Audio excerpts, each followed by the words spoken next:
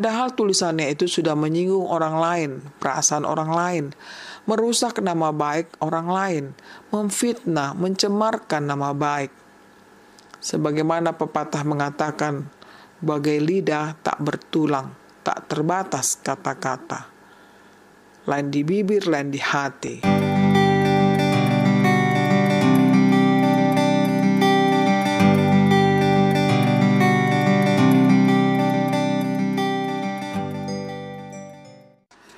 Damai sejahtera Allah yang melampaui segala akal, itulah yang memelihara hati dan pikiranmu di dalam Kristus Yesus Tuhan kita. Amin. Ibu bapak, saudara-saudariku yang dikasihi Tuhan Yesus Kristus, nas khotbah pada minggu ke-8 setelah Trinitatis terambil dari kitab Keluaran pasal 23 ayat 1 sampai 9. Demikian bunyinya. Janganlah engkau menyebarkan kabar bohong. Janganlah engkau membantu orang yang bersalah dengan menjadi saksi yang tidak benar. Janganlah engkau turut-turut kebanyakan orang melakukan kejahatan dan dalam memberikan kesaksian mengenai sesuatu perkara. Janganlah engkau turut-turut kebanyakan orang membelokkan hukum. Juga janganlah memihak kepada orang miskin dalam perkaranya. Apabila engkau melihat lembu musuhmu atau keledainya yang sesat, maka segeralah kau kembalikan binatang itu. Apabila engkau melihat rebah keledai musuhmu karena berat bebannya, maka janganlah engkau enggan menolongnya. Haruslah engkau rela menolong dia dengan membongkar muatan keledainya. Janganlah engkau memperkosa hak orang miskin di antaramu dalam perkaranya. Haruslah kau jauhkan dirimu dari perkara dusta. Orang yang tidak bersalah dan orang yang benar tidak boleh kau bunuh, sebab aku tidak akan membenarkan orang yang bersalah. Suap janganlah kau terima, sebab suap membuat buta mata orang yang melihat dan memutarbalikkan perkara orang-orang yang benar. Orang asing janganlah kamu tekan, karena kamu sendiri telah mengenal keadaan jiwa orang asing, sebab kamu pun dahulu adalah orang asing di tanah Mesir. Demikian bunyinya. Selamat hari Minggu buat kita semuanya, saudara-saudariku yang dikasihi Tuhan Yesus. Suap dan korupsi adalah dua kata yang tidak enak didengar, tapi acap kali dilakukan orang. Bagaikan dua mata uang yang tak terpisahkan. Di mana ada suap, maka di situ ada korupsi. Sebaliknya, di mana ada korupsi, di situ ada suap. Padahal perlawanan terhadap pelaku suap dan korupsi sudah sejak dulu kala ditetapkan oleh Tuhan. Namun pertanyaannya, saudaraku, adalah mengapa hingga kini masih terus terjadi dan merajalela di mana-mana, baik itu di pemerintahan maupun di gereja sekalipun. Apakah manusia telah kebal hukum atau aturan-peraturan yang berlaku? Seakan-akan manusia tidak takut lagi untuk melakukan kejahatan tersebut, hanya untuk nafsu serakah, ambisiusnya untuk mencapai cita-cita. Inilah yang harus dikecam para pelaku suap dan korupsi itu, karena sudah merusak tatanan kehidupan yang dikehendaki Tuhan.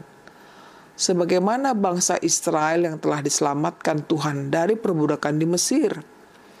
Perbudakan itu merupakan pemunahan kehidupan. Namun tangan kasih Tuhan menolong mereka keluar dari kehidupan yang gelap gulita. Tuhan hendak menegakkan keadilan dan kebenaran supaya mereka hidup dalam rancangan Tuhan, bukan rancangan manusia. Tuhan hendak memulihkan kehidupan mereka sesungguhnya, agar mereka sama-sama menikmati buah dari keadilan dan kebenaran itu sendiri. Dalam nats ini dibicarakan tentang kabar bohong, jangan membantu orang yang tidak bersalah dengan menjadi saksi yang tidak benar, jangan melakukan kejahatan, membelokkan hukum, jangan melakukan suap, dan lain-lain. Semua yang diperintahkan Tuhan dalam nats ini menjadikan manusia agar turut pada kehendak-Nya, bukan turut apa kehendak dirinya atau manusia. Jadi, apa yang hendak dilakukan oleh manusia agar seturut kehendak Tuhan? Yang pertama, katakan yang sejujurnya dan jauhilah saksi dusta. Saudaraku, kejujuran adalah yang utama dalam hidup ini. Bila kejujuran itu sudah dipegang oleh seseorang itu, maka kebenaran itu ada padanya. Demikian berkata jujur sangat dikehendaki Tuhan, bukan? Ada perkataan dalam Matius 5 ayat 37. Jika ya, hendaklah kamu katakan ya. Jika tidak, hendaklah kamu katakan tidak. Perkataan yang jujur adalah membenci kebohongan dan yang pasti memiliki resiko atau konsekuensi. Misalnya, dibenci orang lain, dijauhi orang lain, dan tidak disukai orang lain. Sehingga tidak banyak orang berani mengatakan kebenaran itu di mana-mana, termasuk di tengah pengadilan itu sendiri. Demikian juga mengucapkan saksi dusta terhadap sesama. Saudaraku, di era digital ini, manusia condong memakai Facebook, WhatsApp, Twitter, Instagram seenak perutnya, menuliskan sesuka hatinya. Padahal tulisannya itu sudah menyinggung orang lain, perasaan orang lain, merusak nama baik orang lain, memfitnah, mencemarkan nama baik. Sebagaimana pepatah mengatakan, bagai lidah tak bertulang, tak terbatas kata-kata. Lain di bibir, lain di hati. Orang yang melakukan demikian sebenarnya adalah cerminan dari hati yang busuk, pikiran yang rusak. Perilaku yang demikian jauh dari kehidupan anak-anak Tuhan. Tuhan memanggil kita hidup yang benar dan adil.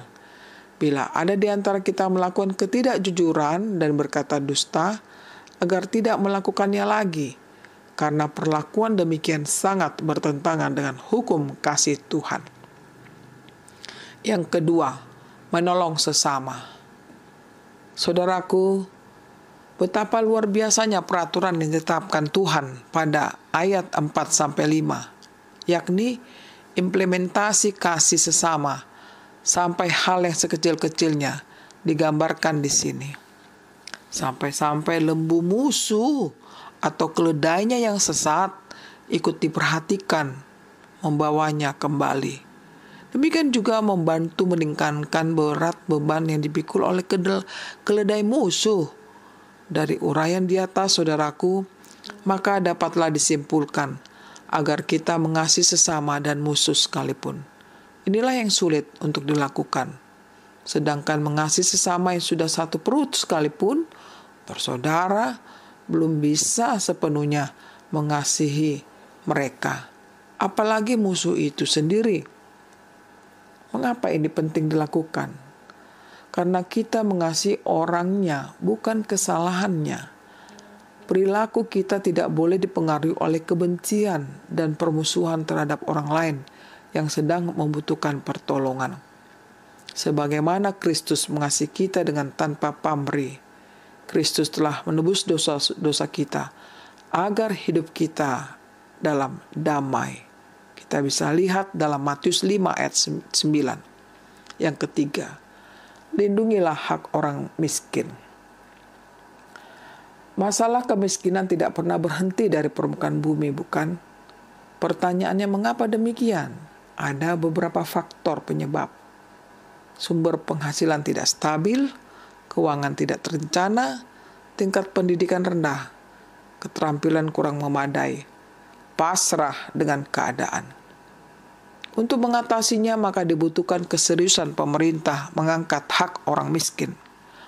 Dalam Undang-Undang pasal 34 berbunyi, fakir miskin dan anak-anak yang terlantar dipelihara oleh negara.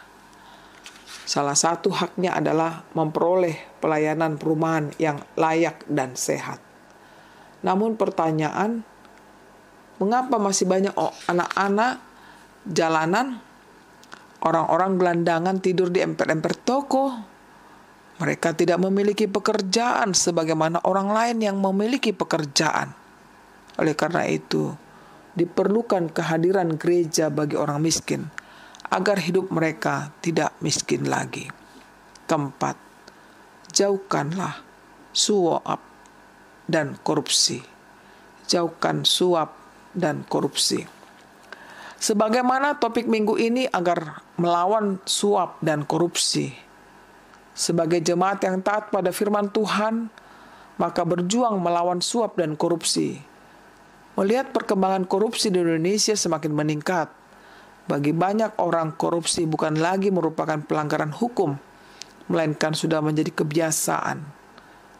Mantan Presiden Republik Indonesia almarhum Gus Dur pernah mengatakan bahwa korupsi masih menjadi budaya, diberantas di bibir dan dikerjakan oleh yang punya bibir.